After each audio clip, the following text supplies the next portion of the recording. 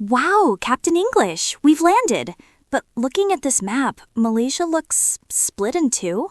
Keen observation. We are currently on peninsular Malaysia, which connects to Thailand in the north and Singapore in the south. But across the South China Sea, you have East Malaysia on the island of Borneo. So it's one country, two massive regions. How is it divided up? It is a federation. It consists of 13 states and 3 federal territories. Each state has its own unique flag and often its own sultan or governor. That sounds complicated. So where is the main capital? Is it here? Great question. The national capital is Kuala Lumpur, the heartbeat of the nation. But the administrative center, where the government sits, is a planned city called Putrajaya. Got it. KL for fun, Putrajaya for business. And how many people are we talking about? The total population is roughly 33 million people. It's a busy, bustling nation. And if I want to say hello, do I need to learn a new language? The official language is Bahasa Malaysia, Malay. However, because of its history, English is widely spoken. You will also hear Mandarin and Tamil. It is a linguistic melting pot. That makes it easier. So Malaysia facilitates travelers like me. Exactly. Now let's go explore the capital. Okay, my neck actually hurts from looking up. These towers are insane. These are the Petronas Twin Towers. Standing at 88 stories, they were once the tallest buildings in the world and remain the tallest twin towers today. They look like silver corn cobs or rockets. They are actually designed with Islamic architecture in mind. If you look at the floor plan, it's an 8-pointed star, a symbol of unity and harmony. That's beautiful. So it's not just a big office, it's a symbol. Precisely. It incorporates tradition into modern engineering. But KL isn't just towers. Have you heard of the KL Tower? The one that looks like a needle? Yes. It offers a 360-degree view of the city. And down below, we have Merdeka Square, where Malaysia declared independence in 1957. So this city is a mix of the future and the past? We call that a juxtaposition, when two contrasting things are placed close together. Old colonial buildings right next to steel skyscrapers. I love that word, juxtaposition. It sounds smart. Captain, I see a giant gold statue, and are those rainbow stairs? Welcome to Batu Caves in the state of Selangor. That is Lord Muruban, and those are the 272 steps leading to a limestone temple. It's so colorful. But I'm confused. I thought you said Malaysia was an Islamic country? It is. Islam is the official religion practiced by the Malay majority. But the Constitution guarantees freedom of religion. So that's why I saw a church and a Buddhist temple on the drive here? Exactly. The demographics are roughly 69% Bumi Putara, Malay and indigenous, 23% Chinese, and 7% Indian. And everyone gets along? They do. We call it harmony in diversity. They celebrate each other's festivals. Hari Raya, Chinese New Year, Deepavali, and Christmas. That's amazing. It's like an endless party year-round. We call it open house culture, where you visit your neighbors of different races to feast. Speaking of feasting, I am starving. What is this little pyramid wrapped in leaf? this, Miss Lerner, is the national icon, nasi lemak. It translates to fatty rice, but fatty refers to the richness of the coconut milk it's cooked in. It smells like pandan leaves. What's inside? Rice, roasted peanuts, crunchy anchovies, cucumber, hard-boiled egg, and the most important part, the sambal. That red sauce? Is it hot? It is a spicy chili paste. It gives the dish a kick. Malaysians eat this for breakfast, lunch, supper, anytime. I see people eating it with their hands. Should I? If you want the authentic experience, yes, but wash your hands first. It's a staple of the diet here. It's sweet, spicy, and salty all at once. I can see why it's famous. Okay, Captain, be honest. What is that smell? Is something rotting? That is the smell of royalty. Behold, the durian, the king of fruits. It looks like a medieval weapon, spiky and dangerous. It is, but inside, the flesh is golden and creamy. The smell is described as pungent, strong, and sharp. Do I have to try it? It is a rite of passage. But to balance it, we have the queen of fruits, the mangosteen. Oh, this purple one is cute, and the inside is white and sweet. Yes, in Chinese medicine, durian is considered heaty for the body, while mangosteen is cooling. They are the perfect counterparts. Okay, I'll try the king. Oh, it tastes like almond custard with garlic? That is why we say it is an acquired taste. You learn to love it. We've left the skyscrapers behind. This place looks European? We are in Malacca. This is where Malaysia's modern history began in the 1400s. Why are all the buildings red? These are the stadthuis, built by the Dutch in the 1600s. But before them, the Portuguese conquered this city, and after them, the British. Why did everyone want this small town? Because of the spice trade. Whoever controlled Malacca controlled the trade route between India and China. It was strategic. I see a fortress over there. That is a Famosa. It is one of the oldest surviving European architectural remains in Asia. Malacca is a UNESCO World Heritage Site. It feels like walking through a living history book. It makes the history tangible. We're on an island now. I crossed a huge bridge. 2 bridges, actually. Welcome to Penang, the Pearl of the Orient. I saw people taking photos with a mural of kids on a bicycle. Yes, the street art in Georgetown is world famous. It blends art with the old heritage buildings. But my guidebook says this is the food capital.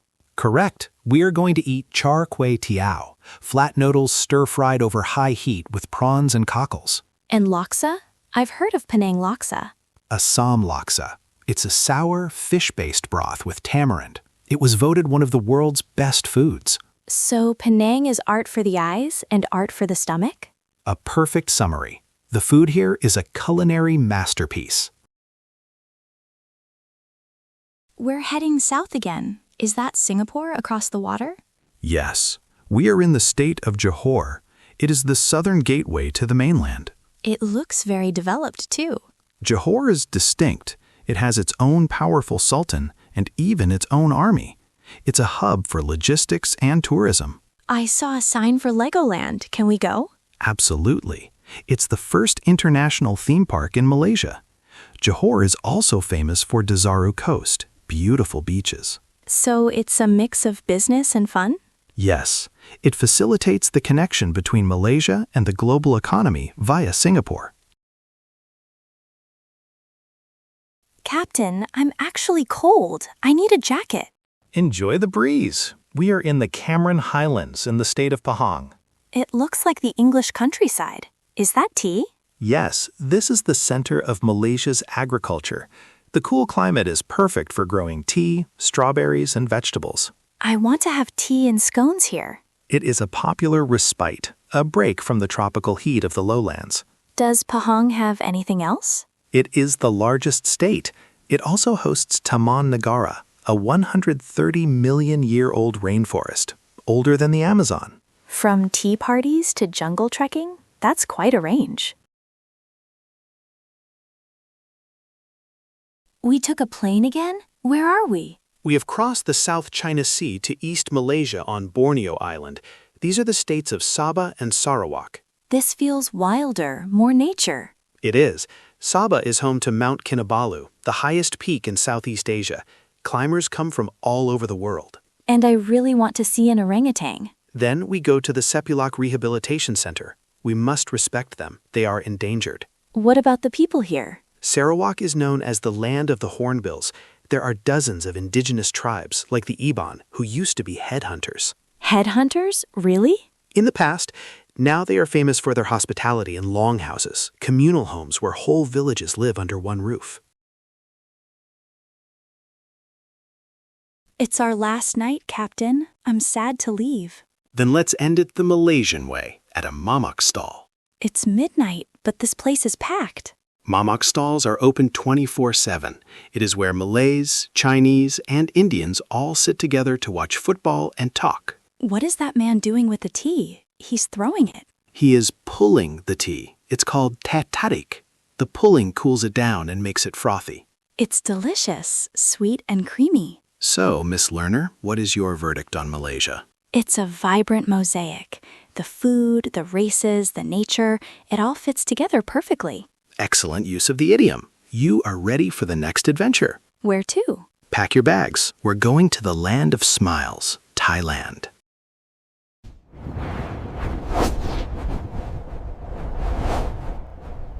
Hello, learners. I hope you've thoroughly enjoyed our expedition across Malaysia. It's been an incredible journey of discovery. But before we clear the runway for our next big trip to Thailand, we need to make sure your language skills are flight ready.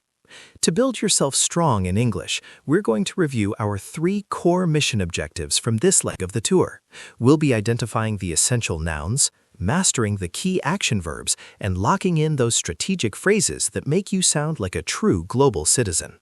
And hey, if you want to keep exploring the world with us, make sure to hit that subscribe button and ring the notification bell. Your support helps us keep this world tour flying high for learners everywhere. Are you ready? Let's check in with Miss Learner and see how her travel journal is looking. Hey, Miss Learner. Before we clear the runway for our next destination, let's review the 3 core objectives we mastered on our Malaysia trip. To build your English skills strong, we need to lock in these building blocks. Are you ready? Yes, Captain. My travel journal is open and ready. Excellent. Objective number 1, strategic idioms and phrases. These are the secret weapons that make you sound like a natural speaker. First up, the linguistic melting pot.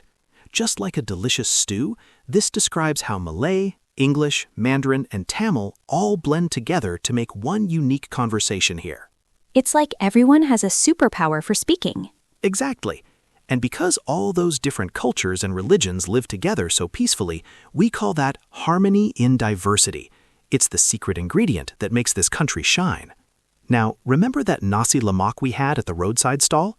When you feel that sudden burst of spicy heat from the red sambal, we say the dish has a real kick. It's an idiom that adds fire to your vocabulary. And finally, the mighty durian, the king of fruits. Because its smell is so pungent and its flavor is so unique, it's an acquired taste. That means you might not love it at first bite, but you learn to appreciate it over time. I think I've acquired the taste for adventure, too. That's the spirit. Now, let's move on to our next objective. Objective number 2, key action verbs. These are the engines that power your sentences. Let's look at the 3 big ones that moved us through Malaysia. Engines starting, Captain. Ready for action. First up, facilitates. Malaysia facilitates travel by connecting different regions and cultures, making it smooth and easy for explorers like us to get around. So it's like being a great host who makes everything easy for their guests? Exactly. Next up, incorporates. Remember the Petronas Twin Towers? They didn't just build a skyscraper. They incorporated traditional Islamic patterns right into the modern steel. It's when you take a classic idea and weave it into something new. And for our final verb, one you can actually see in the night markets, pulling. When you see that Mamak street vendor pouring tea from a great height, he is pulling the teh tarik to make it perfectly frothy and delicious. Pulling the tea and facilitating the fun. I've got them locked in, Captain. Spot on. Use these verbs and your English will have as much energy as a Kuala Lumpur night market.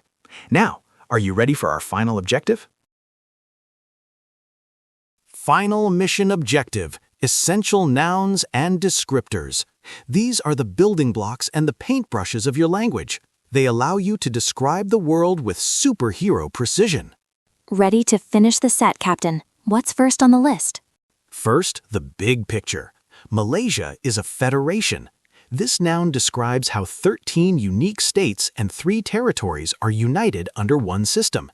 And when we saw those old colonial buildings standing right next to the steel skyscrapers, we used a powerful noun, juxtaposition. It's the perfect word for when 2 very different things are placed side by side. A federation of history and a juxtaposition of styles. Got it. Excellent. Now for the descriptors. Remember the king of fruits? We didn't just say it smelled strong, we called it pungent. Use this adjective for any scent that is sharp and intense. And when we spoke about Malacca's location for the spice trade, we called it strategic, meaning it was perfectly placed for success. Finally, Remember our friends in the rainforest? We use the descriptor endangered for the orangutans to show they are at risk and need our protection. These words make your English tangible, real, solid, and meaningful. Pungent, strategic, and tangible. My travel journal is full, Captain. We've mastered the Malaysia module. Mission accomplished, Miss Learner. You've built your English strong and you're ready for the next horizon. Next stop, Thailand. Clear the runway. We're taking off.